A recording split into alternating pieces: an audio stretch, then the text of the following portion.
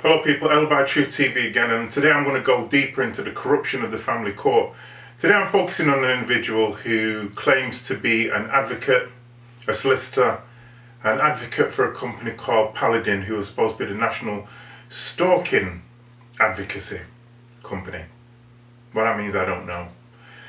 And I'll go into that a little bit further. But first I want to give you some background. Now the two deplorable characters who first who first applied for an order against me to do with domestic violence were these two characters.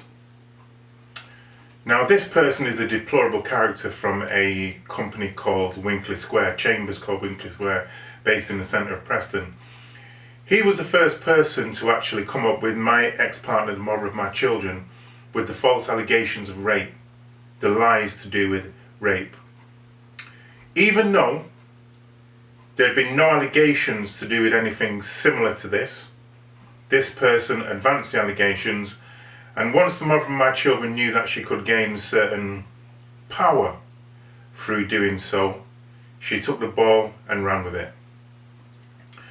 So I'm going to go a bit deeper into this. This character is a deplorable character, and it was the first, when this guy was involved with the family case, it was the first real understanding of who the mother of my children was, because I've spoken a lot about to do with her narcissism and so forth, and the act that she would put on throughout the relationship. But I didn't think she would sink to these kind of depths of character, and it was when she had this kind of association with this character that I realised who she was. Many times when I went to the family court, I used to hear her in another room with these two, laughing and joking while making up lies. That's what would happen when you'd go to the family court. I'd sit in a room waiting maybe an hour, 2 hours to go and have contact with my children, and then they would usher the mother of my children in like she needed protecting, take her into a room, and because this barrister would not meet with her ordinarily but just on the morning of the hearings, mainly it would be this one who would meet with her, but on the morning of the hearings when the person would speak in court, this one would actually speak in court, he would make some notes and see how he could twist the situation. And it was, as I say, between them they came up with the idea of false allegations of rape, knowing that these allegations would extend the case, they need a finding of fact to see if it was true, and they could generate massive amounts of profit. These two are long gone now, thinking that they've been forgotten. I'll never forget them, ever forget them, and I hope they know that. So now we have another ambulance chasing bottom feeder who claims to be an advocate for Paladin. Let's hear from this person. Let's go in. My name is Rachel Horman. I'm the head of family at Watson Ramsbottom Solicitors. So I've been dealing in domestic abuse cases for over 20 years at Watson Ramsbottom, and since 2013 I've been involved with a charity called Paladin. I'm the chair of Paladin, and it's the National Stalking Advocacy Service. It's the only one in the world, and there are lots of other countries who are quite envious of the service that we provide to victims and are looking at trying to open up similar services. But effectively what I do as a solicitor at Watson Ramsbottom is assist many victims who are being stalked, sometimes by an ex-partner. That does tend to be the most common type of stalker. So in this little segment she's talking about stalking, and usually it is the ex-partner. Now I have no doubt that people are stalked. I have no doubt that ex-partners, whether they be male or females, stalk other people. And maybe in certain circumstances this person can manipulate the situation to make money for her firm. But remember, if there's cases of stalking and so forth, who are supposed to be the people who are dealing with this? The police. We'll come back to that. So this person is more about putting orders in. And the main issue that I'd like people to understand is this. She's talking about ex-partners who are being portrayed as some kind of sociopathic people that can't let their ex-partner go and has to stalk them. But at no time is this person understanding this. That there's people that just want contact with their children, have no interest in their ex-partner or mother of their children, or in some cases the father of their children. All they want is an amicable situation where they can see their children, their offspring. This doesn't register with this person. So I want to go a little bit deeper before I, elaborate on the reason for this. But before I go deeper and show you another clip that I've used before, but I want to show it from a different angle, I want to say this. This whole area that this individual is working in, she is able to put herself off as a caring individual about domestic abuse and so forth. But remember, as I've stated, if there is domestic abuse, which there is in some cases, the police are supposed to be people that deal with it. So let's listen to what she says on a national programme, a national TV programme. With us now is Rachel Horman, who's a solicitor specialising in the field of domestic violence. Good morning, Rachel. Good morning. Well, the new legislation, when it comes to it, will outlaw controlling or coercive behaviour. Yeah. That's a difficult one to prove, though, isn't it? Well, people have said that about domestic violence for the last 30 years, that it's one person's word against the other.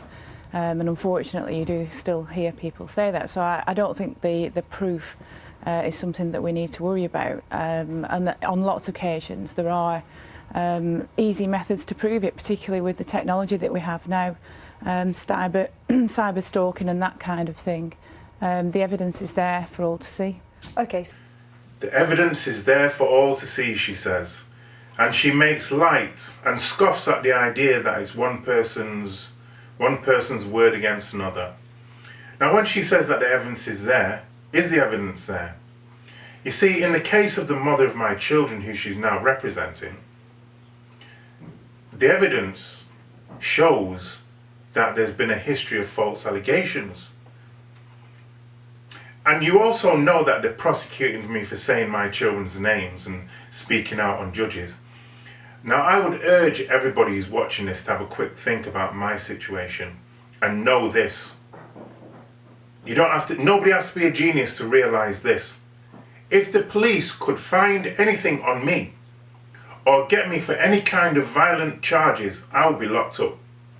Because they don't like the fact that I'm speaking out and they want to find something on me. Haven't been able to. I wonder why that is. Is it because I'm a genius who's able to rape somebody for 10 years because that was her allegations?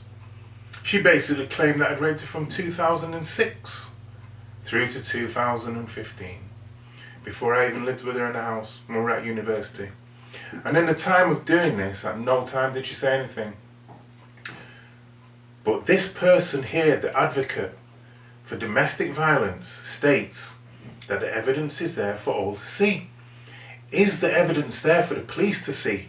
Because she's putting herself across as somebody who's speaking a lot of sense. She's not. If the evidence was there for all to see, it doesn't matter.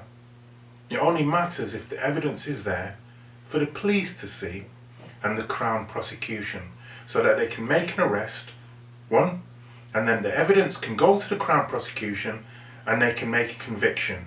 And then the person who's been accused of domestic violence would have their day in court, be convicted if they're guilty, and set free if they're not. So what is the role of this person here in the domestic violence area? I'll tell you what it is. Fraudulent activity. Using people to create orders, which is the reason for this video. How orders are created. Now, this word comes into play, ex parte. Now, this isn't about putting on a party for your ex-partner. Ex parte means without notice and for the benefit of just one of the parties in the case. So, for instance, the order that's been requested at the moment, applied for at the moment, on the basis of no evidence, or let's understand what this individual's talking about in my case. She's stating that the evidence is there to be seen, and that my videos and posters tantamount to stalking somebody. Well, there's videos to be seen and there's posters to be seen. Well, why haven't the police charged me if this is the criteria? If this is the only criteria that's needed to put in a ex parte order stating that I should have no contact with my children if I should see them, or not speak to them if I should see them, then why haven't the police done that, and why haven't the judges done that? Well, the judges may do that, and the only reason why the judges are not doing that at the moment is because, and I'll use a phrase that somebody who left a message on one of my recent videos said. He said that my affidavit is kryptonite to their case. The only reason these judges have not put an order on me lately is because I have kryptonite for them and they're not liking it. And the kryptonite I have for them is evidence. Now this person, this Horman person, she's a prime example of a bottom-feeding ambulance chaser. Doesn't care about the evidence and how it will destroy people's lives. And more importantly, doesn't care about the children. Now I want to make this point, which I will make in other videos, not about her, but about the mother of my children. In the application it states this, that she is looking for the order to be placed without notice, in my absence, with a short turnaround, meaning straight away. A lot of these solicitors and barristers like to put in these ex parte orders at the last minute so that people don't have the chance of responding to it. And then because they have the judges in their pockets, giving them backhanders, yeah, they're able to push the orders through. And then once these orders are in place, lo and behold, if somebody should try and speak to their child or contact a loving child, they find themselves arrested. Feeding the police system now, criminalising innocent fathers. It's happened to me many times and it's happening to me again. And that's what this deplorable character wants to do, while passing herself as an advocate, off as an advocate for domestic violence. Now I want to make the point one more time. If you're suffering from domestic violence, you don't need these people. Why?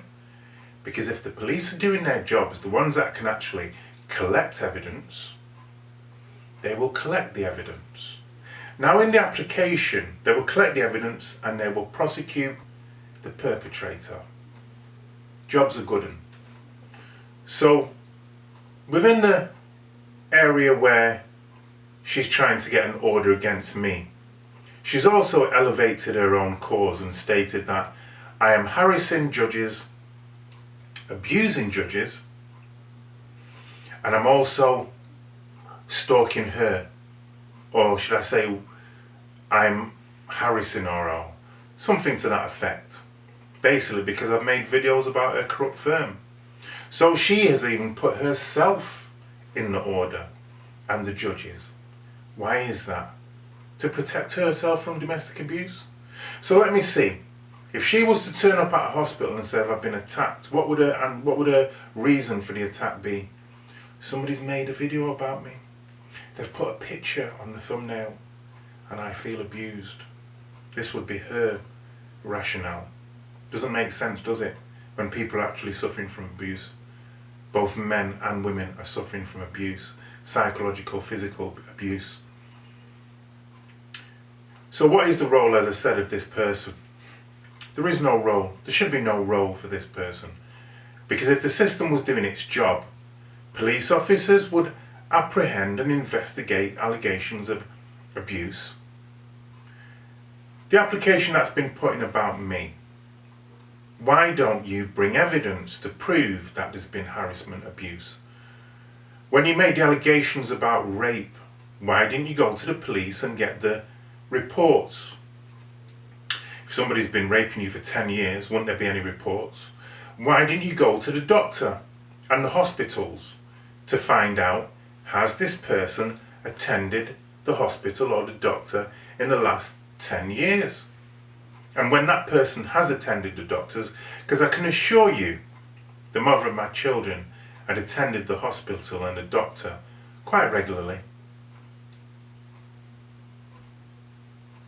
From a little girl, she had issues to do with cancer when she was younger. And used to have to go for regular checkups to hospital. Go back to where she came from in Leeds. Pudsey was the place. And she would have to go for checkups. Did she ever in that time mention that she'd been raped? No, because they won't seek out proper evidence, will they? They won't seek out proper evidence and ask, well, if this person has had access to a doctor every year of her life, every 6 months of her life, and had built up confidence with medical staff, had she ever mentioned that she was being attacked or being raped? No. And when you, as the person who's been accused, try to get this evidence, and in some cases when you do get it, what happens? Characters like this prevent that evidence from coming in. Because if you think about it, in my case, an ex parte application wouldn't give me the ability to put evidence in to challenge it. And before you know it, I'd be being hauled off by the police for simply, in my case, doing what? Mentioning my children's names and mentioning the names of judges. So, corrupt individuals like this play a massive part in the corrupt system. They are able to generate massive amounts of money for the system, criminalise fathers, in many cases it is fathers, and at the same time pass themselves off as advocates. I'm very proud of this video because many of the videos that I've been making have been putting the fire on them. I've been putting the hurting on these people. And you know something, here's the nice thing about it. I'm going to end this video by saying this. Now, they want to paint you to be an aggressor. They want to paint you to be some kind of violent person. But here's the thing, just by sitting in front of this camera and telling the truth, that hurts them more than anything. Last night, I watched a podcast, by Without a Blemish Ministries in America, and I was speaking to one of the individuals who did it. And this individual was talking about the Jezebel spirit and the narcissism and the disgustingness and the evil almost that people do when they strip a loving parent away from the child. And what struck me was the fact that the person said that it takes a special kind of person. Once the person has crossed that line into a hateful kind of energy, there's no coming back. And they're doing something that they themselves would not tolerate or be able to bear. But people like this, who claim to be advocates, are the facilitators of true domestic abuse, narcissistic abuse that goes on for years, parental alienation, abuse that goes on for years, destroying children without conscience, and then has the gall to sit down in a television studio and say that evidence doesn't matter. Doesn't matter to who. The evidence always matters, and that's why I've got the system on lock. That's why I've got the system running and scared. Why? Because I have a unique gift, and that is to use their evidence against them. When they have no evidence, use their evidence against them.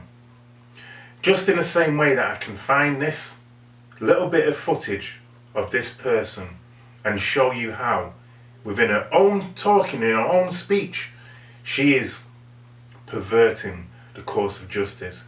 Yes, because I like to finally just think of it. A person who's advocating for domestic abuse says, oh, it doesn't matter about evidence, and then tries to cover herself by saying, oh, there's loads of evidence for all to see. But as I've stated, evidence is not about for all to see. It's about for those, such as the police and the CPS, that can use the evidence. Sadly, we have a system where people can make any false allegation and like without evidence, and then become empowered by a corrupt system that wants to firstly and primarily destroy the family unit, and in doing so destroy the male, the one who's supposed to be protecting the family unit. This is Elevate Truth TV signing out. I'll be back very soon, you know that.